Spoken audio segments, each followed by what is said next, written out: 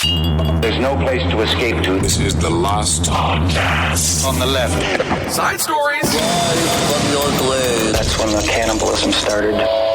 Side stories. Yes.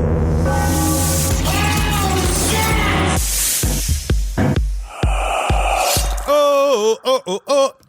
Honestly, if all my shit's canceled for the next 2 weeks, I am cheebing it down. Yeah? I got a bunch of hash the other day. No, well, wow, color me surprised. But I remember when hash used to be like illicit. I remember at Florida State, we had one buddy that had a buddy that was in Afghanistan, right? And that brave What was he doing in Afghanistan? He was a soldier, right? I think he might have been a hot dog salesman. But what he did for our boys, he was a hot dog salesman for our boys. But what he used to do is send us hash flattened underneath a stamp on a postcard. And then we take it and like little fucking trembly hand fucking weed spy scientists. You could see me holding an Eddie over a tea. We used to put up an old-fashioned tea kettle. This is true. And you'd wave it over the tea kettle until you could slowly peel the stamp off to get the button of hash from the bottom of it. So you're getting this mailed to you like how Harvey Weinstein is going to have to get all of his Viagra mailed to him for the next 23 years in prison? Well, he just wants to be hard so he can look at it and remember. I want the hash just to have something, like just something for me. But now, so I go to the store. I went to the fucking store and bought hash, but I got to tell you what, though, I forgot about that high because I definitely forgot I was walking upstairs. Oh, I did one of those. I went to go let Wendy out, and I walked up the stairs, and then I was like, what was I doing? And I'm just standing on those stairs, and I had just made the decision to let Wendy out about like 5 seconds before. Right, and I completely lost all track of time or space. Well, that's great. Then you can relate to Joe Biden. Welcome to Side Stories, everyone. I am Ben, hanging out with Henry Zebrowski, going up the steps like he's a character from Nightmare on Elm Street as the steps turn to oatmeal as he struggles to go upstairs. Nothing gives me more, confidence in our country that Joe Biden soon is going to take the reins of this country, his capable hands and his weird old man mouth, and he's going to suck on a bunch of fingers, and I'm really, really excited to see what he can do. Absolutely. Speaking of things that should be canceled, we have no clue what's going to happen with our book tour currently. No idea. We have no idea. I'm getting a lot of questions, people asking us if we're going to postpone the dates because of COVID-19. I have no fucking clue yet. Right. We're waiting to hear from the cities, and they're going to tell us what to do. Obviously, none of us are happy about any of this horseshit. And also, we are just as vulnerable as you are when it comes to getting new information. We're just waiting like gerbils at the teat of the government to give us the smallest amount of information. Do you think gerbils suck on teats? Oh, well, no, those little water bottle things that they have with a little ball on it. It's Water kind bottles. of teat-like in the way that if you were a gerbil, you would have died because you weren't strong enough to suckle. Yes. And you actually have to have the ability to... And then, No. You do it with the tongue. You push the ball up with the tongue, and then you get the water in there. Now, it's not like sucking on a nipple, but then I was just thinking of a bunch of gerbils hanging from a big, busty woman's breasts, and that's just a whole thing going on in my mind. That is a whole thing. As soon as we know, we will let you know what's changing about all of this horseshit. Don't know. Continue to wash your hands. I don't know. That's the only thing I could say. What were people doing before? Covering themselves in dookie and then washing it off with their own urine? What were people doing before everyone decided to universally wash their hands? The human monkey is a dirty, filthy, naughty monkey. And sometimes he forgets, but I do suffer from some OCD shit, and it really is hard to did I just touch my fucking face? Did I just touch my face? But then I watched an expert recently talking about how essentially if you're gonna get it, you're gonna get it. It's in the air. It's like you can get it from someone within 6 feet of standing there. And so what I'm doing, I'm gonna juice the economy because the economy's not doing very well right now. I'm gonna buy a PS4 and I am going to do my duty to my country. Wow. I'm gonna sit with my new pile of hash with a list of video games, and I'm gonna sit alone in my own grime and let my own ass get sick from whatever comes from my mouth. Wow, a true patriot, Henry Zebrowski, willing to be lazy for you. When it comes to Corona, we will be talking about that more on Abe Lincoln's Top Hat. We'll go into some of the more goofy conspiracy theories and what this means to the markets, good time to invest. It is truly, if you have a couple of dollars, throw it into the market. This is actually a good time for that. You just sound like such a big drunk Jim Cramer. That's just Jim Cramer. You think that man is sober?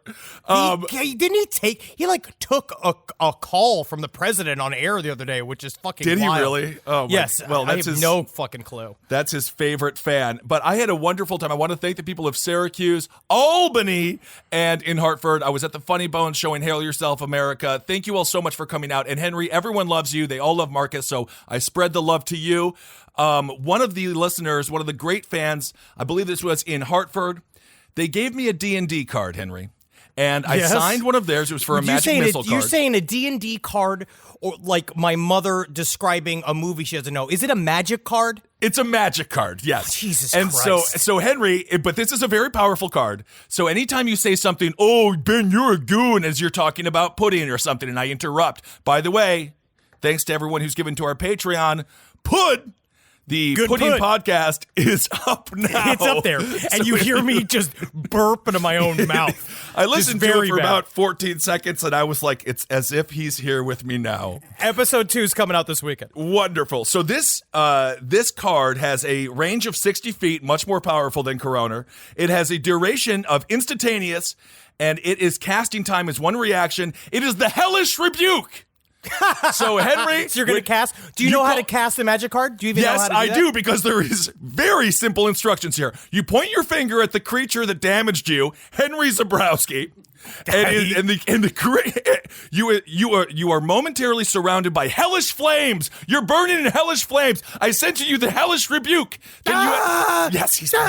Yes, it's working. It doesn't work. That's just my rash. The creature must make a dexterity saving throw. It takes 2d fire damage on a failed save, or half as much damage on a successful one. Oh, it is a D&D card. You might be correct. Do you read the label of it? You have the roll, then that is a D&D card. Does it say Dungeons and Dragons at the back of the card? It says Warlock on the bottom left-hand corner. No, it doesn't. On the back is a guy named Mickey Blur who wants me to plug his music, but I don't know if it's any good, but he was very nice, so check out Mickey Blur. Well, thank you very much. Yes. So anyway, I'm going to keep this with me every single day, and on tour, Henry, you might just find yourself getting a Hellish Rebuke. Hey, man, I'll take a Hellish Rebuke, but I will do that dexterity roll, and I have been doing yoga, so I might get some bumps from that. All right. So a couple corrections and a couple answered questions from last week before we get into this week's story. This one comes from R. He says, I'm a cop from England. Please don't reveal my identity or do the bloody Hugh Grant voice if you read this, because I guess he's very mad about the last British reader I did. And so he's like, I'm a Cockney from London. So I guess you sound like that. So I'm sorry that I did that. Please don't beat the shit out of me when we're in the UK. So this is Ben's word. So we said, number one, we wanted to get the answer on, can you get HIV from just semen in a syringe jammed in your butts? Okay. And I got 100 emails saying, yes, of course, you're a moron. So thank you. I totally get it. But then we asked, what the hell is anti-disease medication? And so, in short, it's one of the most hellish 3 months a human being can endure outside of actual torture involving the Spanish donkey. I think I know what that is. We're all briefed on anti-disease medication when we join. It's a risk of our jobs, as we may suffer a needle strike or get bitten or spat at by some fucker with infectious disease. Needle strikes can happen when people hide used IV needles in their waistbands, socks, bags, or up their arse. We've seen some razor blades and they inside the foreskin. Don't ask. Whoa. Needles aren't illegal, and normally we'll tell them where to get free clean needles if they tell us where the needles are hidden so we don't get poked. Henry, I might just have to take you back. I'm sorry. I think that I do have to ask, how do you get the razor blade into the foreskin? Wouldn't that just circumcise you? I think you need to play like Link's Ocarina or something. You have to do something you have to charm the foreskin back. You might have to make him hard. You might have to play then put the razor blade on the penis and then make him soft and have it suck it in. All right. So she said, if we get poked after asking them, they've committed an offense and where they're going to go to jail. So anti-disease medication is normally a 3-month course of combination of drugs, which will cause hair loss, insane vomiting and diarrhea. It's not uncommon to shit out blood and vomit the same. Your skin peels off and you'll get a sensation, which is freezing cold and constant sunburn. You'll be incredibly thirsty, but water will taste like acid. It's not always effective, but I've heard some doctors say they prefer to actually just live with the HIV instead because it is a manageable disease, which is, I imagine, very controversial. It's difficult, but you can do it now, yes. But it's called PrEP. And there's a post version of it. It's like post prep. So that is very interesting. I learned about that. Another thing I want to say is a correction on orcs. Yes, I know. I have mixed up orcs and the Uruk-hai last time where I said orcs came from eggs. I know that. I want to thank all the vigilant nerds out there that helped me understand that. Orcs are turned elves and can have a moral base. But I would say that about you as well. I still think that is, you're pointing you are at me? an orc. I'm pointing. Yes, I'm pointing. Oh, are you really? Hellish Rebuke! You're in flames! You're in flames! Dexterity roll. Oh, God damn it. That's the problem. Give me an out. I want pizza. Gave me an out. But those are the two things I just wanted to say. Thank you guys for your emails and for correcting us, even when it makes me want to blow my brains out. Let's take a look at our first story. But I do think, going back with the orcs, I did read a few, and they said, I'm just happy that you said they had a moral compass, because that was the only thing I was trying to say in Lord of the Rings. It was one side of the story. That was the war orc. The orcs, they were upset. They are evil, and they were purposely built and bred for evil purposes, but somewhere deep inside, an orc can be touched until they feel feelings again. Okay, good to know. Just want to remind people out there, you can also change. You can also change. It's true. I believe change is available for everyone. That's right. I do believe that. Ask your local friendly defense attorney. Absolutely. All right, so I want to talk about this case a little bit. This comes out of Tennessee. Ooh. So this is it is just shocking how close the facts are, like one by one to Casey Anthony. Right. This is Megan Boswell. On Amber Alert this comes from heavy.com. One of those like 5 fast facts, but it helps you understand a little breakdown of it. An Amber Alert was issued on February 18th, 2020 for Evelyn Mae Boswell, a 15-month-old child missing in Sullivan County, Tennessee. Although Evelyn was last seen on December 26, 2019, so almost 4 months ago, she was not reported missing until February 18th, exactly like Casey Anthony. Yes. Evelyn's mother, Megan Boswell, had full custody of her daughter at the time of her disappearance, but it's unclear why she did not report her missing. We know why. We now know why. On March 6th... but this is the question. Why would it be... Is there any other reason why someone would not report their child missing other than they murdered them? Because this seems to happen over and over again, where it's just like, what if I don't say anything? Maybe it just goes away, but like it doesn't. People keep asking about my baby, and I tell them my baby's none of their difference. I believe that unless you are a mad scientist trying to make your baby a better baby, a future baby. That's the only true, I want to say, I don't know if it's a good reason, but it's the only real reason to keep a baby hidden for months, because you're adding cyber eyes to her. You're plucking out her you're pulling out her tongue and putting like a rope in there that can like snap at flies like a robot little frog. Yeah, like a Teenage Mutant Ninja Turtle villain, or like maybe you send him to one of those ninja training facilities, like the one that Wayne opened up in the donut store in Wayne's World 2.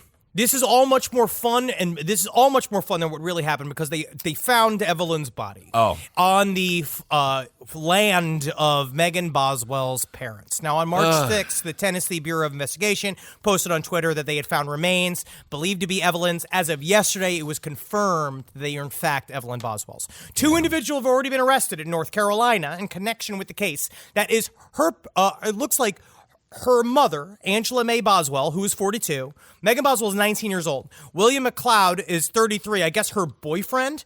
They were transferred, the mother's boyfriend. They were transferred back to Tennessee for questioning on February 25th.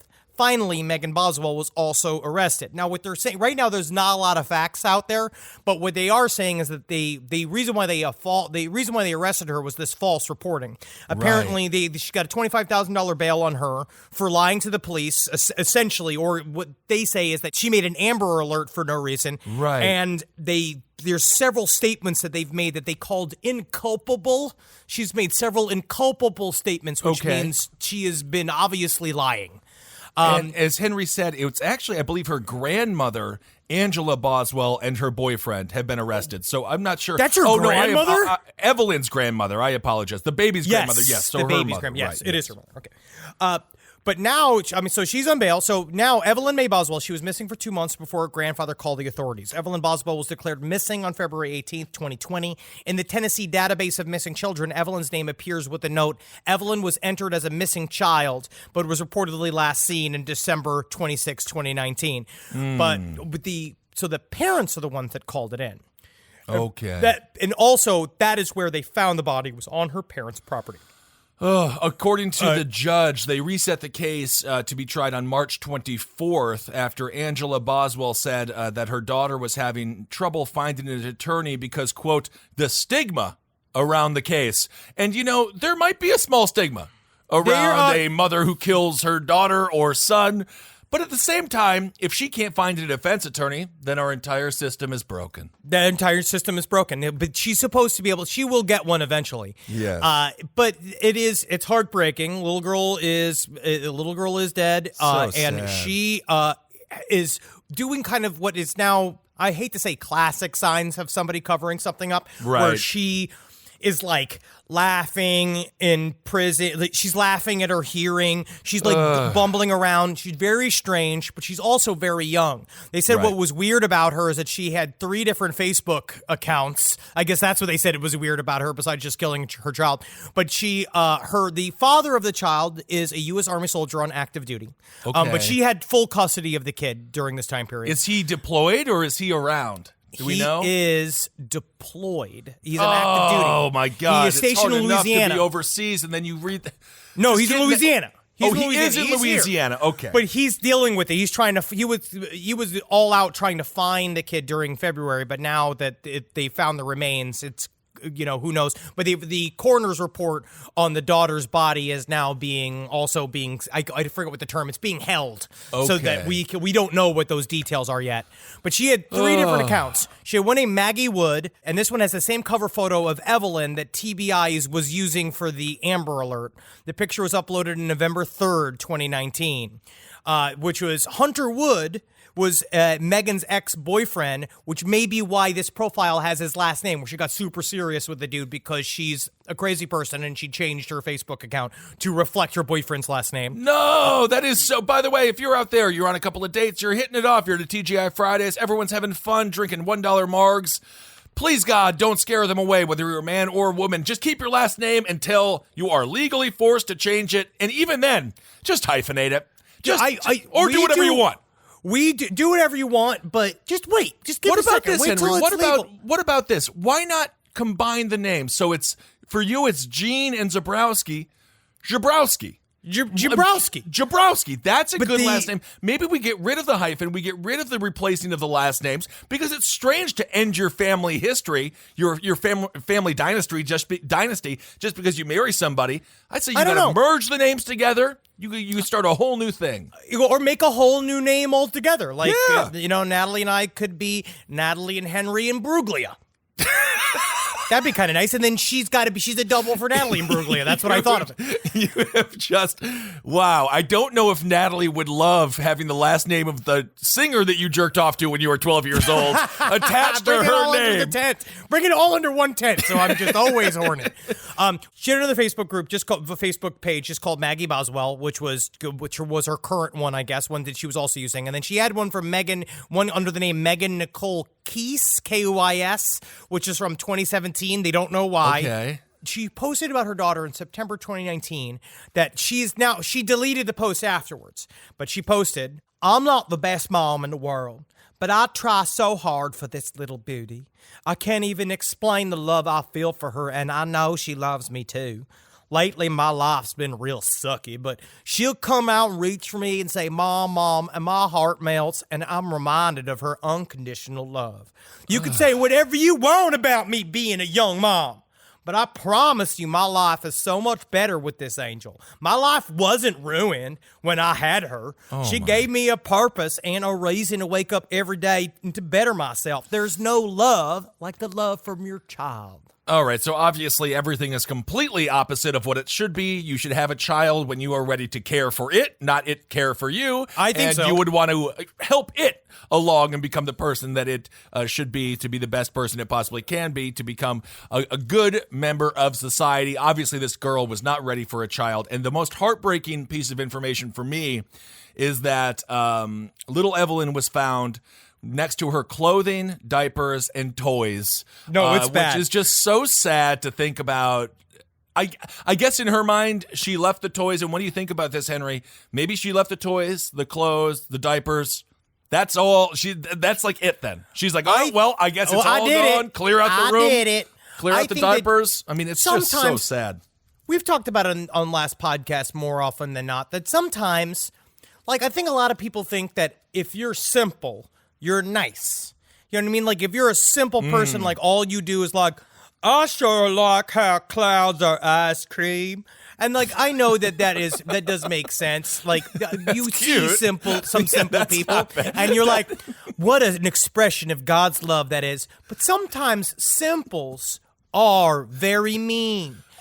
First of all, I don't know if the term simples is appropriate. That's number one. I'm not even talking about clinically simple. Right, I'm talking about just a normal, just plain old stupid. Right, I think that you can be malignantly stupid. Yes, I agree. You are the type of person where you could see it in that pattern where she put the body out with the toys and stuff and did like a gerbil burial, to use the same animal again, where she's like, well, now she could use her toys in heaven. And you're like, no, you're a deadly maniac. Yes. Actually, like, this is not nice. This is not Egypt. This is not classical Egypt. You can't create a little tomb for the baby and then it's cool. It's actually the opposite of cool always. Yeah, it's not like Cleopatra. I loved Cleopatra. I loved her. The sister that no one spoke about of Cleopatra. Cleopatra, yeah. They call me Cleopatra. She used to dance at. Her sister used to dance at dunes. Now coming to the stage. Anyway, so yes, as Henry said, that the parallels between that and Casey Anthony are definitely there. We will see, especially if with there the is parents another covering it up. Miscarriage of justice when it comes to the final conclusion. But what was that? Especially with the parents covering it up, it looks like. The parents are now somehow involved in the story, and all of this information will come out, but I just kind of wanted to start it because it'll be one of those we keep a running tab on. And also, Lori Vallow, they lowered her bail. In the Lori Vallow Chad Daybell case, they lowered the bail because technically, for child endangerment, the most bail that they can hold you under is 25 G's, and she was on her bail, I believe, was $5 million, and they lowered it to $1 million to sort of give her defense attorneys say like, okay, we'll lower it, but where the fuck are your kids? Because that's another group of missing kids that are just gone. Yeah, and that's what happened here in this case as well. Megan Boswell again arrested in February. Her bond was increased to $150,000 from $25,000 Monday after prosecutors spoke of Boswell's ties to other states and charges of false statements. So it was 25G, now it's 150G. I have a feeling her family won't be able to spring her. So it looks like as if she will be spending the time awaiting trial behind bars. All right, well, let's get to a story that's a little bit more upbeat. No death involved. As a matter of fact, except for the death of certain rights of our citizens in this country, and the death of some. I'll tell you what. Sometimes a man needs to have a couple of beers at dinner, and he needs to. He drove himself there. So how the hell is he supposed to get home? So Alex Jones, the once mildly lovable conspiracy theorist because he didn't help put a president in office. Back when Alex Jones was just a fringe character, and we could look at him and we could laugh all about the juice boxes are making the kids gay, and it was like really funny. But then the president called in and was like, "Thank you so much for getting me elected." And then it's like, "Oh my God, the guy who says that chemtrails are making all of our kids dress very strange and get green hair is now has the ear of the president." But Alex Jones, the conspiracy theorist, was just charged with DWI near Austin. This story reads like a country music song. So he's at dinner with his wife. They're eating sushi, which I am surprised that Alex Jones would let the Japanese get that close to his heart. I feel like Alex Jones is someone who's like, I don't eat it raw. You better cook it. I know what they're doing. There's a lot of iron. There's nuclear waste in the sushi, in the tuna sashimi. He's at sushi, eating with his wife. Somehow, and I don't know how they can even do this over a bottle of sake, which is a very calming liquor. Somehow they get into a fight. What? I can't imagine fighting with Alex Jones. I know. Can you imagine what it's like? Alex Jones is your fucking husband, and you just have to deal with him just trying to use a chopsticks, being like, "It's a goddamn conspiracy. I can't use a fork and a knife. Tell me I'm an elite." So Alex Jones is in a fight with his wife. We have really no idea about what, but we can assume. Him trying to get the chopsticks in his big fucking swollen booze mitts. Just like, come on, I could stab it. I'll stop fucking stabbing. You tell me I'm making a scene. You tell me I'm making a scene, wife. Unnamed wife. Alex, okay, yeah, we'll just get the check. We're just gonna go. Alex is acting. Yeah, and you know what? Yeah, I've just decided that I'm a diplomat of my own personal states of America. I'm immune to bills. Yeah, I'm immune to food fees. Alex, that's they're what I'm looking called. at us. There's some kind of food tax. Alex, I have restaurant to is pay looking at us. in Alex, order for me to eat. God damn it, Alex! Can you just shut up for one fucking dinner? Oh, yeah, we'll just go. Thank you. So Alex Jones and his wife in a fight at a sushi joint, 8 p.m. at night.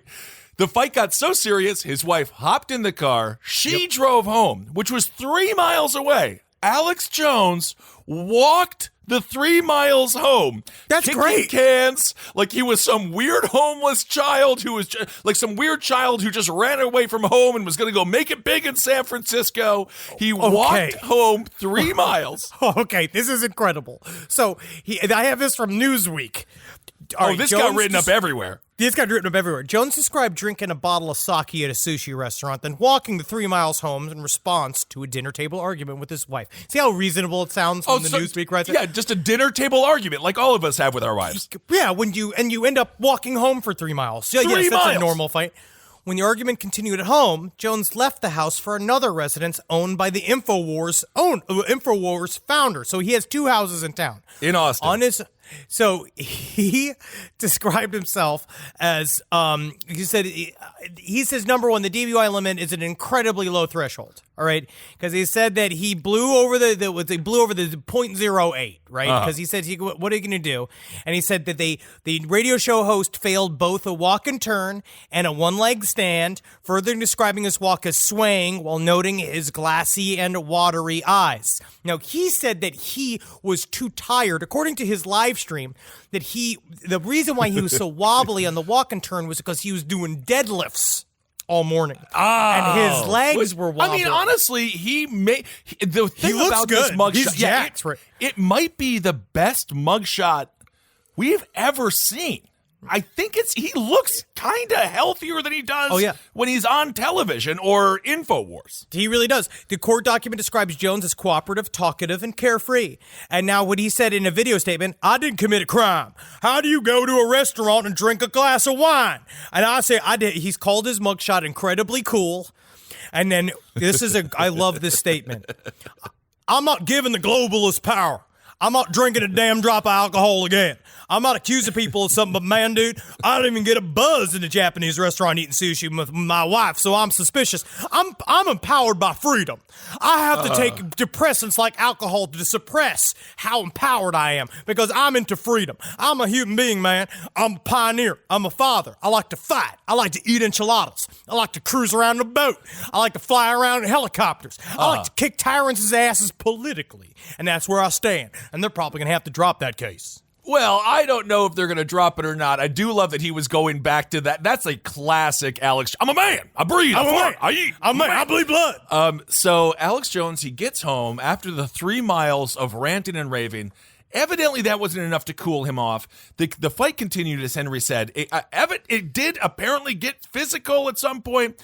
His wife called the police and said, my husband is drunk. He just left in his car. The cop said, what kind of car did he have? She said, a black Dodge Charger. No joke. The cop said, I just passed him.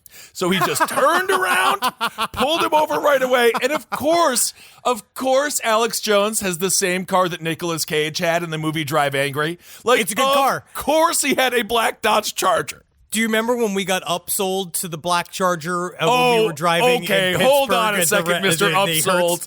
We got upsold. We did he gave not me free get upgrade. That's when we were going to Pittsburgh to do a show. We did not get upsold, Henry. You actively sought out the most balding man's absolutely car. Not. No, what he did was you guys were opposite. It was opposite. He gave me a free. He was like, "You want a free upgrade?" And I was like, "Yeah." And it was just like because we had a van because technically it's a comfortable way to travel. But it wasn't until I saw the upgrade was this the Charger, and then I knew that it was just Marcus folded in the back. We had to drive like 2 hours, and he's like folded in the back, and Kissel's just sitting sideways in the front seat. But I'm fucking tooling around. That was a lot of fun. Let's just say the Dodge Charger is a car for one that pretends like it's a car for like one and a super hot chick. But there is no hot chick. So you're just alone with a Subway sandwich in the passenger seat. That's how it always is. But that story also, you are such a mark where that guy was like, no one wants this Dodge Charger because it's totally impractical. And then you walk in and you're like, yep, I think I just found someone. Sir. Hey, Harry, manager Harry, I think we found someone dumb enough to get in this Dodge Charger. No, but he saw that I fucking needed as much horsepower as I can handle. Right, He saw that I needed a fucking turning points that don't quit. and they needed, I needed a 15 mile per gallon. That's what I needed. I mean, 50 miles per gallon, and that's what I have to have. That I have to stop for gas every 45 minutes, no matter what I'm doing, because it's fun to see the scenery, to meet the people of the country. Yes, of course. There is nothing more. It's hard to describe. Obviously, us three have been together more. We are common law married, in every state, and Marcus is very sweet but calm, seething in the back seat as every bump we hit was very aggressive and hard. Like his fucking head hit the fucking ceiling. I would just look back at him and his eyes were just like, so mad. He was just full of anger and rage. But me and Mom like, listen to these fucking puppies. He was not impressed. Anyway, Alex Jones, to his credit, if his wife had not called and reported him drinking and driving, he would not have been pulled over. He was only going 45 and a 40. And he did end up blowing. He was not the most drunk of all the drinkers and drivers. He just was legally too drunk to be driving. He got into a domestic dispute. Yes. Which was bad for him. That's right. So Jones had a blood alcohol level of 0.076 and a level of 0.079. The legal blood alcohol limit in Texas is 0.08. So I actually think he is under, but I feel like the fact that he failed the field sobriety test is why they said, all right, we're going to take him in. But to be fair, it most likely will get dropped. It will get dropped probably, but he's hammered. Because I think he said straight up that he is a lightweight, is what he said, which is the same thing he said after his Rogan appearance. Yes, he said that he's a lightweight, and that's and I actually can kind of see it, because if you are just working out and not eating correctly, because he is jacked, he's just drinking protein shakes and working out, like the booze can sometimes hit you much harder. So I might give him a little bit on that, but. Unfortunately, but he doesn't archive his streams anymore, so you can't even see his breakdown of it. Which is like he tried to get out in front of it and like joke around about it, like try to control the narrative. But no, he's not involved in any of the other narratives, so it is difficult for him to do that. And of course, when it comes to Alex Jones, this is a lighthearted story. The true damage that man has caused across the country, specifically to the parents of the children who died at Sandy Hook, and a lot of the conspiracy thought that he has fostered that has now become mainstreamed. No, it's sad. It's sad because he used to be a funny character. He used to be a funny character, and used to be a funny side character to society. And he's no longer funny, which is sad. But this is funny, and I think that it is. And I think for him, other than the domestic dispute, we don't know any information on that. So don't hold us accountable on that. But I think in his mind, he never wanted this reality. He always wanted to be a fringe character. Yes. And for him, this is the worst possible scenario when people are listening to him and being like, but what if he's telling the truth? He was entranced for a moment about having this close of connection as he does to Donald Trump. Like, he was entranced. I think he got seduced by the idea of power, but he doesn't understand that the president throws every single person around him in a direct sphere under the bus, no matter what. You always are thrown under the bus.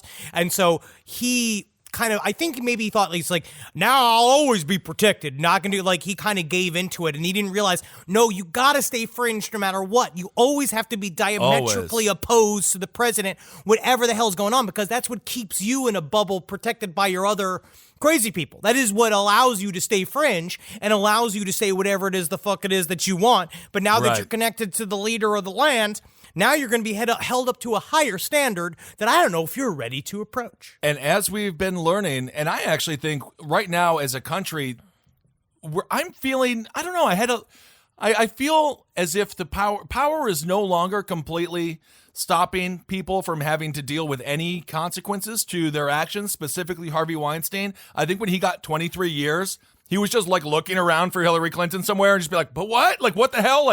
So someone will come, someone will save me. And you're like, nah, bro, he is gone. He is going to die in jail very fast. And interestingly enough, I credit the rise of Alex Jones to the internet and the downfall of these former gateholders, former elites to the internet as well. They're just on the equal playing field. And so there is something small d democratic about it. I think it's highly interesting what we're doing, and now we're really seeing what's the difference between a social movement that is a group of people just from their thoughts onto the internet. What is different to that, and then things that are actually physical, what's really happening outside of Twitter, what's outside of Instagram, and every once in a while the two overlap. And when it comes to stuff like this, especially fringe political ideas, the internet will just as much put you on a pedestal. Will just as much put you up on a pedestal as fucking hang you from on top of that pedestal. Absolutely, which is why we always take. I mentioned on the last episode, I just had one of those dumpy, froggy brain weeks last week, and that's why, again, it was so great to see everyone. These past 3 days have been so uplifting. You guys are just so wonderful. Thank you all. It's nice to see the listeners and hug you and touch you and say, I love you too. How many listeners were you touching? Hundreds. And that's bad for you. You're going to get I am fine. Sick. Everyone is going to be fine. But how are you touching them? Handshakes. Handshakes. Do you do above the waist? Handshakes? Are you? No, I'm just saying. Are you doing this? How do you do one below? Because I was joking about it with James Adomian last night about how it's kind of funny how Joe Biden really only molests people from the shoulders up. Ah, yes. And I wonder if you can still do that, because you could still be really threatening by giving somebody a massage. I don't particularly care to smell hair. I don't know why he has a fascination with it. Hair is beautiful smelling. Yes, it is. But that is, again, on the last episode I mentioned how people say I love you, and I always well, it's tough to receive. That's also a psychological thing that all of us have, Henry and I and Marcus, there's a reason we talk to outside people to try to get help for our mental issues. Health. Yeah, yes. Of course. But we have to. But I say that also because the internet will quickly turn on you. And you have to remember, too, if the internet is, if you're one of those people who you did something stupid like Star Wars board, the first guy to ever go viral. They were just making fun of this poor kid who was just trying to have fun in the audiovisual room, be Star Wars guy, which now is just called cosplay, and it's totally normal. Don't take the hate seriously, and I know it's very difficult, but it will pass. And don't take hate seriously, and also don't take love too seriously either, because people say anything. But it is nice to know.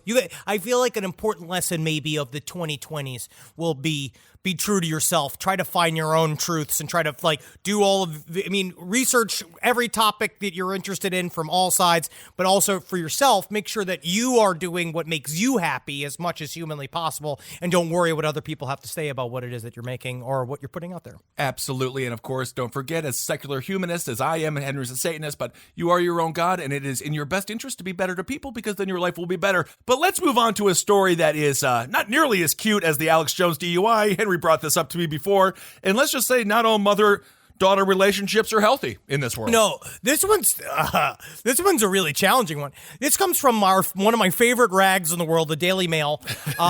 Daughter, 36, who cut off her 73-year-old mother's head with knife and scissors before storing it in a carrier bag, taking it out to kiss in front of a family friend. What is this the end? It's not funny, but it is funny. It sounds like the end of Parasite. What is happening? Why did this happen? Odessa Tammy Carey, 36, is charged with bludgeoning her mother in Ashington. She then defiled her corpse, extracting the brain and slicing across on the belly. The deceased body was found in her bed, and her brain was in the bathroom. Expert findings suggest that Odessa Carey Sr., 73, was beaten with a mallet while lying face down in the bed. So this is a lot. There's a lot to this. Yes. So she seems like a lovely woman who had no reason to be decapitated. You know what, Henry? I am just so happy that you took that stance. It is very strange. It was such a brave stance of you. I'm standing up for our listeners. I know there's some of our decapitated listeners need to be defended. And you know what? From now on, I'm not calling them headphones, because some of you don't have heads. Some of you don't have heads. They are audio installations. Audio crowns. I think that's maybe that helps. For our unheaded listeners. Yes. Newcastle Crown Court heard today that the killer daughter carried the severed head around in a carrier bag. The 73-year-old's headless corpse was found on her bed, and her brain was in the bathroom. When this is a weird way of phrasing it, Mrs. Carey's head was found at a separate address in a cupboard under the sink at a house where Carey Jr. was found hiding in the loft. Did it walk there? Did it walk there like it's Krang? I don't think that, that is a very strange way of saying brought to a different place. Like, it was just found. So. And her head had moved. Her head had hired movers, and it moved to a cupboard beneath the sink. Ooh, hunks moving junks. So Mr. Lumley, one of the investigators, said, on her bed in her own home lay Odessa Carey Sr.'s body. Her head was missing, and her abdomen, her tummy, had been cut open to expose the inside of her stomach. In the bath in the house, in a plastic container, there was blood and there were parts of brain tissue, which is, it sounds more fun in a British accent. Yeah. But I want to say, a lot of this is really very intense. The court heard the day before that her mother's body was found. Carey had taken the head to a friend's allotment, which I believe is an apartment or a house. She was sitting in his shed, her friend's shed. This time she was wiping up blood from her hands and her arms using one or more baby wipes. She had a bag with her, and in the bag, she carefully took a parcel of sorts, the contents wrapped in a pillowcase and a towel, from which she produced a human head. Odessa Carey, and this is all at her fucking friend's house. You just wanted to have a nice hangout, maybe a smoke session, maybe watch some of Love is Blind or whatever the newest recent show is. 90 Day Fiancé. Well, if I'm her friend, I'm going to give her a hellish rebuke. You're in flames. You're in flames. Very good. Odessa Carey, she spoke and kissed her mother's forehead before carefully rewrapping the head in a shroud. Mr. Lumley said expert findings suggest Mrs. Carey had been face down in her bed when she was attacked, and there was multiple impacts on the back of her head. But I guess she used knives and scissors to remove the entire head, which must have been very difficult. Why is it that? Why, like, the idea? Let's go down the Bobbit Road. Let's just say you got a penis here, right? And you're gonna chop it off. To hear the word cut off a penis with a knife, you're like, okay, that sucks. But to hear the words cut off a penis with a pair of scissors, it sends a different kind of chill down your spine, doesn't it? I just feel like scissors are a faster way to do it, I feel like a knife is a faster way to do it, where scissors sound miserable. Oh, God. You know, because it is just cutting. With a knife, if you get good and short enough, you pull on the penis. But again, we're talking about a penis. Penis, you pull till it's taut, and you stab at it till it comes off. Where this is a woman's head, where she obviously is dead first, but the idea of slowly but surely dismembering the head sounds like it is a real hard afternoon. Yeah, in the bath of the house in a plastic container, there was blood and there were parts of brain tissue. There were also implements, a large pair of scissors, knives, and a mallet. The police went to the address, and obviously in a cupboard under the sink, they also found... the guidepost police found a human head wrapped in a pillowcase in a towel inside a carrier bag. Wow, Jesus Christ. Well, hey, man, none of this is good, but apparently she's not doing very well, and they don't know whether or not she's going to be declared legally insane for her crimes. So we have no reason, like the mom didn't, I mean, this woman is 36 years old, so it's like the mom can't really be like, you don't get PlayStation privileges anymore. Like, there must have been something... This seems like something happened when the girl was probably 6 years old, and it's been stewing for a very long time. And stewing. Mother and daughter relationships, I've heard, can be fraught with mental, I want to say, landmines. Yeah. And this is just one of those. And that's not with your personal experience. I don't see my sister and my mother have nothing but a perfect relationship, and there's no issues in there. But the idea of her getting her brains blasted open, I mean, honestly, I feel like, there might have been some resentment there. I think you know what, man? We didn't even put our detective hats on. But I feel like we were just able to solve that as citizens. I think we just did it as citizens.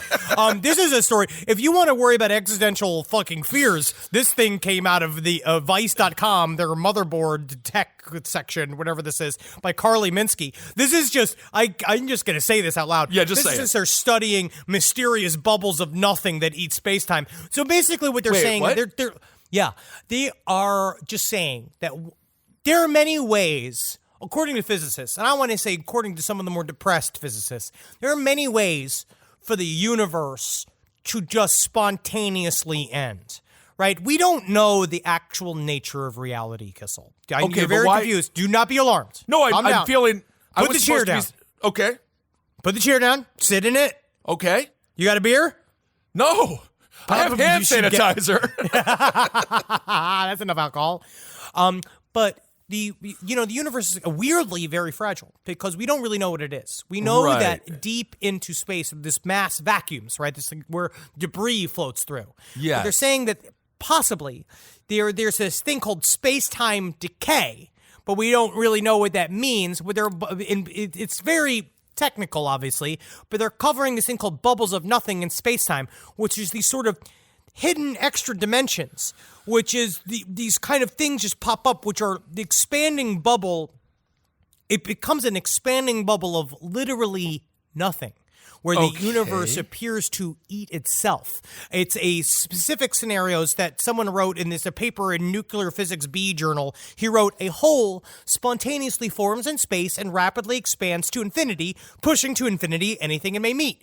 So it just sort of destroys the universe in an instant. It's sort of like how Bloomberg has invested so much money in the market that like now it just works and works and works and works, so he can just have infinite money forever because that's just the way that it's going. That's what they do, yes. Oh my God. So apparently this has been, the first paper about this was written 38 years ago. And I guess this is something that has been happening for a while. And dare I say, we don't know. The headline bubbles of nothing that eat space-time, I don't know, maybe we could cover it on mainstream media just a second, because it sounds pretty scary. Just to give a look at it. Maybe somebody who can, sound intelligent can, look at it for a second. But they're saying that there's something about the concept. It would be interesting to work out under what conditions an observer essentially could ride on the bubble of nothing and see a universe that is similar to the one that we live in. That essentially you can kind of coast on this, and that maybe what these universal spontaneous deaths are, universes are just big giant bubbles in a sea of other multi-universes, and as one bubble pops, it makes room for more. It is very technical, but it's just very interesting to just kind of sit and think about when you're super high and you wonder whether or not your whole life can end spontaneously, and then you can stop worrying about that awkward thing you said at the stand-up show the night before to a bunch of friends. You know what I mean? It the helps only thing end I that. can think about now is Spider-Ham real in another dimension? Yes. Because Yeah, I that want was far. Spider-Ham to be real. Well, that is truly horrifying. If you want to look Have that you thought up again, about go to just Vice, read that article. Yes, try to understand. If there are more people, if there are physicists out there that understand a little bit more that listen to the show, I will say our talk about the can you get HIV from just cum in a syringe really revealed how many doctors listen to our show, which is a lot of fun. But if you're a physicist and you listen to our show, you could help explain what the hell this is, and I can read this in a comprehensive email to people so it's not just a new existential threat in the back of my mind. It's like something I can wrap my brain around. Then that would be, please email us at sidestorieslpotl@gmail.com. Absolutely. Would love to hear from all of you. Our listeners are just incredible and very smart. And I love Very that about smart. Space-time decay. All right. Well, just lastly, before we get to Hero of the Week, there's a bunch of hungry apes. Evidently, they formed rival gangs. This is in Thailand. There's a train that goes through the town. The monkeys on either side of the train never meet each other. Usually, Thailand is full of tourists. These tourists feed the monkeys. Because of coronavirus, there are no tourists right now, so the monkeys are getting super hungry and super pissed. They've all met in the middle of the town square, and they are currently fighting each other over banana peels. And if you want to watch the video, you can watch it on Daily Mail. Go to Planet of the Apes. Hundreds of hungry monkeys swarm across Thai Street as rival gangs fight over food after tourists who normally feed them stay away because of coronavirus. And you can watch the little video there. And I know that they're rabid. I know they're super upset monkeys, but they're still cute. It is so scary because it's just a bunch of monkeys just fighting each other in the street because one monkey has a banana. And they are all very cute, like, and even just a pack of a dozen of them. But hundreds of those little monkeys are very, very intense looking. But they are something. So they are fighting it out. I'm going to say if you're in Thailand right now and you're just a resident, throw the monkeys some food. Although, whenever you're a tourist, like when I was out in Edinburgh, I was like, I want to feed the birds. And they're like, don't you feed the birds. Don't you dare. So anyway, that's what I was saying, that they technically should stop feeding these monkeys. Because you're training them to be super aggressive. That's true. I know. But seriously, Henry, you know how fun it is to feed a little animal once they're hungry. I love it. It's so cute. Their little hands. They're like us. Yeah, they go and you can make like a little mini burger out of your burger. Yeah. And you can give it to them. You give them a chunk and you watch them eat it. It is fun. It is cute to see what we could have been. Because that's what it is. Because monkeys are just like dumber people, man. It's fun to see them. You give them little jobs, give them little badges and stuff, and have them arrest other monkeys. That'd be fun to do. Have them police their own kind. I agree. Well, speaking of maybe perhaps dumber people, depending on your perspective, let's do Hero of the Week.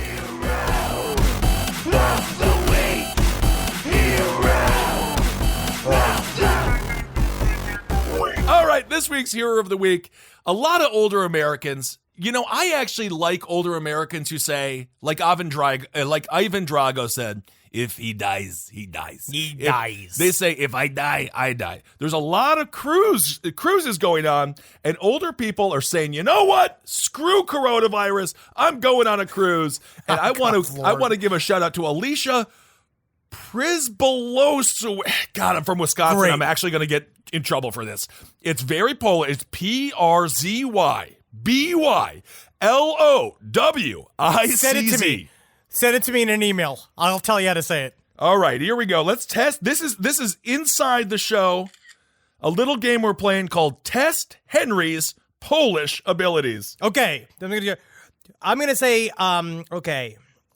Prisbillowitz? Honestly. You think Prisbillowitz? Okay, yeah. Alicia Prisbillowitz. All right, you passed the Polish exam for the day. I think so. That's amazing. So she says she's still greeting neighbors with a big smile and an outstretched hand. She says, I'm a handshaker. I think I will always be a handshaker and a hugger, the 64-year-old said. She says when it comes to worries about coronavirus, she says, it seems that it's been blown out of proportion not far away at a house in the same community. Judy Newman, 66. She says, I don't care. I like to shake hands. She says, we don't know how this is going to spread in this community. She said, we're all older here. This place is full of people who go on cruises all the time. They go on safaris, and I don't see them curtailing their activities as much as I would. So there you go. The hero of the week is just people who say, get out there and do it. And if you die, you know what? You die. I will say at least those are three voters I don't want to round out. So bye-bye if that's what you want to do. Well- But yeah, cruises are also, I mean, because I had to explain to my parents as well, like, because they were talking about it. They're like, I don't understand. Like, I was like, just stay home. You are the ones that it gets. It doesn't get the younger ones. Your father is so, like, Corona is just like looking for him. They might just be here for your dad, and it might go doesn't away leave after the they house. find him. He truly doesn't leave the house, so it doesn't matter. He's just smoking. Technically, all of his doctors will say stuff like, it's like his lungs have used the cigarette smoke as a protection against cancer cells. And it's like, we need to study him. They're going to study him like Ozzy Osbourne. I don't know how he still smokes 3 fucking packs a day, because he really does. And they say he only has light emphysema. That is honestly That's uncle. huge. My uncle was the same way. He died at 85 of brain cancer, nothing to do with smoking. His lungs were totally safe. And he smoked just like that. He was in Germany. They said it was because the air is really good in the country that he lived in the area of the country of Germany. They're like, well, the air is really clean here. So they also say that if you live in a city and you don't smoke, you're just as bad as someone who does smoke but lives Who in says this? No, Who says this? Are you getting news from the bus stop? Like, are you getting news from a cigarette stand? Hey, you tell me the bus stop isn't a great place to listen to the news. You do But find I out have the heard that. people's mind, the people's thoughts. The people's thought. That's what this is all about. So anyway, hero of the week, and that's more of a statement. Don't be scared. Go out, live your life, and understand the consequences, but just be safe, take precautions, and trust that you will be okay. Yeah, if you got some pregnants in there, though, I guess stay away from the pregnants. Be careful. Yeah. All right, so here we go. We got this. We got some listener letters. So this comes from E. It was a lovely summer evening. Me and my mother and a couple of neighbors were driving back home from a birthday party of a friend. My father had preferred to stay home that day, for he was already an older gentleman at the time already. To clarify, I was like 13 years old when this happened. We reached our destination at the parking lot of the 3-story apartment building where we lived. The car was parked, all of us got out, but stayed around. We were just chatting by the car. The bedroom windows of our apartment were right above the parking lot. Out of habit, I looked up at our windows and I saw my father's face in my parents' bedroom window. He looked very pale and thin and off. But I smiled and waved at him, thinking it was just the distance or the angle or something made him look not normal.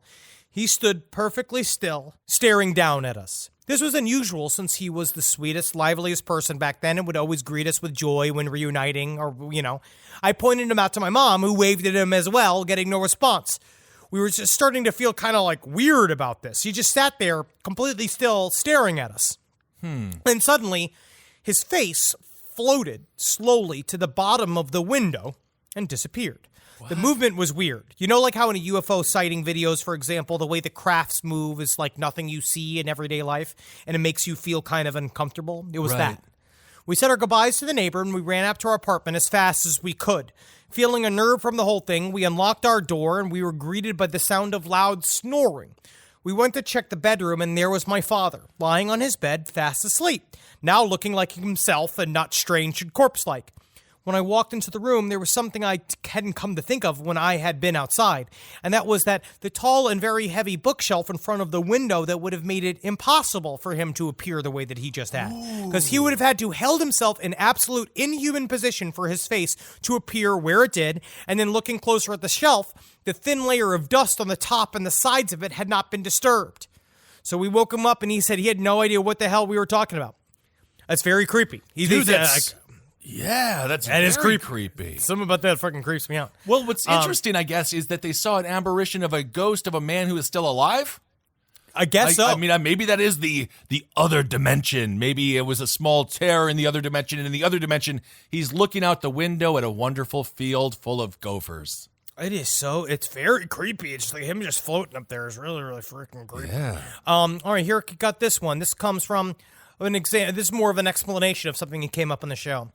I don't know why I felt the urge to explain love languages to you boys, but I promise it's not a ploy for dirty old clergy to get into altar boys' robes. It's one of those personality type tests that is supposed to break down how you feel and express love. As cheesy it is, I found it to be pretty accurate. It breaks down to such. Quality time. Example. The way to Henry's heart is to spend time with him preparing spaghetti. Eating said spaghetti together and patiently sitting and keeping him company while he finishes his 4th serving of spaghetti. What are you? words Are you of information. Kurt Douglas at his final days? What is that? That's the love language. Is Yes. treating you like you're in hospice? Hanging out with people. Tell Henry how wonderful his spaghetti eating abilities are and how the sauce really complements his complexion. Physical touch, holding his hand while feeding him spaghetti and occasionally gently wiping marinara out of his beard, right? Rubbing his back while he's curled up, recovering from tumultuous carb loading. That would also count. Or acts of service, spending the day preparing a spaghetti feast to present, or better yet, a bathtub full of Italian glory, cleaning up the inevitable mess to follow as a part of the service. Or gift giving. Perhaps Henry would love a monogrammed, platinum-plated spaghetti spoon and a gift certificate for all you can eat spaghetti for life. That is nothing to do with love language. That's what that is. That's what the she love explained. language That's what is love language treating is. you like you're Stephen Hawking, like an Italian Stephen Hawking. That's what that is. Yes, that's what that was. I thought it was very I fun don't know. to explain it. I thought it was fun. Well, yes, Here we go. you thought it was fun because in the fantasy of that email, you were living the dream that you're going to live once you finally get into that car accident. I'm just hopefully getting rubbed by my beautiful wife eating spaghetti. That's all I really care about. So here we go. Here's another one. So a few years ago, I think it was the day Prince died. Oh. My sister and I were on the metro to downtown Minneapolis to mourn and party with the rest of the state. We hadn't seen each other for a long time, and I hadn't really had a whole lot of sister bonding time in the past. I'm the second oldest of 9, and it's hard to keep up with everyone. We got on the topic of aliens, which is not only one of my favorite subjects, but as it turns out, hers too. So she went on to tell me about this dream she had. We spent a large chunk of our lives in Ireland, and she moved to Brighton, England to study music. Well, there one night, she dreamt that she woke up in her room, and there were 3 figures standing there. She was shit scared and felt paralyzed. She was able to focus. She saw that there were 3 tall and what she described as a cross between humans and greys. They then spoke to her, even though she couldn't see any mouths. They told her not to be scared. They said there were a lot of changes in the world coming, and that they had all been trying to communicate to as many humans as possible to not buy into any of the craziness and basically to just be good people. Essentially, what the basis of religion is meant to be, to not be dicks to each other. Right. She said we weren't able to get through to everyone because most people weren't able to open their minds enough. She said they also told her that whatever happens around the world, that she, her siblings, and parents would be fine. Just keep doing what they're doing. She said she wasn't scared anymore. And then they kind of faded away by the window. When she woke up, she thought, cool, and continued her life. Fast forward a couple years later to a couple of months before she told me about this. In 2016, the elections are happening. Everyone's going crazy about Trump and Hillary. She's staying at her aunt's place, and she wakes up again in her dream. And again, there they are. She said she knew it was the same 3 aliens, and she wasn't scared. She said they came to say that the world was still going crazy and everything was going to be fucked because they couldn't get through to enough people. Damn. But she and the rest of her family were all doing fine. And you just got to keep going with it. So try to get other people to not be dicks, and that the world was going to disappear around us if people don't stop fucking it up. But that her family, specifically her family, would be fine. She said they gave her the impression that they were just checking in with her, so she didn't think that they were just gone. And then they fizzled away, and she woke up again and thought, cool. I asked if she thought she was drunk. She said she didn't know. And she's like, I just thought it was very interesting. And she said, and then their 26th birthday together, they went and got crop circle tattoos, which is how all of these stories should end. I absolutely love that. The space bubbles are coming. Space bubbles are coming. I mean, now that Alex Jones is, a little bit on the outs, I think it's time for us to take the mantle. Space bubbles are coming, folks. Space bubbles are coming, and they're making our planets gay. And now this is last 2 very quick. She's we got a nurse here, says works with mostly elderly patients. Would not advise sucking old people's toes because old people's feet are so much worse than younger feet. Their skin gets really dry and flaky. If you aren't careful taking off their socks, you can get a puff of foot dust. We do just become mummies. I don't even want to tell. The skin tears are another one. Let's just say glue isn't just used for fun projects in middle school. Yes. And finally, this is for Kissel, for some reason, who asked for rhymes last week to be sent to the emails. So this comes from B. There once was a man from Stevens Point whose best friend always had a joint. He went to a bar, his height was bizarre, and his calling was to disappoint. Oh, that was so cute. Thank you for the rhyme. And that's nice. That's called lowering expectations. That's Lowered perfect. Expectations. Remember Thank that you all. sketch? I remember. I loved. Actually, it's funny. Mad TV, old school Mad TV. There are some sketches in there that do hold up.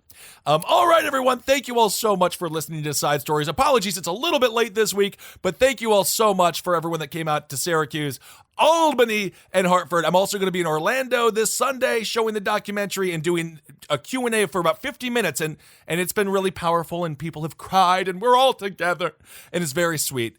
So thank you all so much for bearing with the short delay. And again, as we mentioned before, as far as we know right now, nothing has been canceled or rescheduled. So we will let you know as soon as we can. As soon as we know, we will let you know. Yes. Because we want this to be handled as well as humanly possible. I have no fucking clue what the hell's going to happen over the next 2 weeks. Absolutely. So if we get a tip from our agents, even before news breaks, we'll let you know ASAP. But most likely, we will learn right along with you. Yes. In a press release of some sort. And yes, The book comes out soon. Yeah, book's Get coming that out. book, please. Well, we're having a relax fit this week on Last Podcast on the Left, so tomorrow should be fun. I'm excited to have a little bit of Lloyd to take now that I've just been watching hours and hours and hours and hours and hours of JFK footage. Man, his head explodes. It never stops. Really, it never doesn't, huh? Stops. Also, Henry, I got a few people telling me that your Lee Harvey Oswald impression is one of their favorites. Of course, in Connecticut, we're near Massachusetts. There's a lot of Massachusetts heads out there, mass heads, and they think that your impression of Lee Harvey Oswald is dead on. So JFK is the one from Boston. whatever. All right, everyone. Love your life. Learn to love washing your hands. Really get in there. Spend Get some in time there. Sure. You know what? Because you know what's fun is that you can wash your hands. I honestly want to say this. Maybe a way to do this to make it a little bit more fun. Do it nude, right? Take off all your clothes. You could wash your hands over and around your cock. Why? With soap. Why does that make so it that more you fun? can also maybe shoot. So you I want don't know. people to Wash jerk off while washing their hands in theory to prevent them from getting coronavirus, but then you're also jacking off in a public bathroom. Yes. No. Save it for home. Okay. Save the thorough washing for home. Okay. Live every day. Live every day like a space bubble is literally going to consume everything that you know and everything that you ever cherish. So know that if you're waiting to buy that PS4, you just go out and you get it. Just get That's it. what I'm doing. That's my advice to myself. Absolutely. And laugh. Laugh like you're a man with several fucking quarters of fucking hash in his home. And all of my plans are going to be canceled for the next 2 weeks. So I literally just get to sit and smoke weed and do that. Which I'm going to do that honestly, as much as Henry, possible. just for you, I want Governor Newsom to, you know what? State of emergency is declared. Henry, you're quarantined. 2 weeks, my friend. Yay! I've never seen someone be so happy about a pandemic in my life. I get to stay home. Stay home. Get the PS4. It's amazing. All right, everyone. Thank you all so much for listening. Can't wait to see everyone here in the very near future. And never forget, hail yourselves. Hail Satan. Magustalations. Hail me. That's it. And hug your mom if you have a mom. And don't, just don't do what that woman did. That's actually very nice. Yeah. Hug your mother. Hug your mother. This show is made possible by listeners like you. Thanks to our ad sponsors, you can support our shows by supporting them. For more shows like the one you just listened to, go to lastpodcastnetwork.com.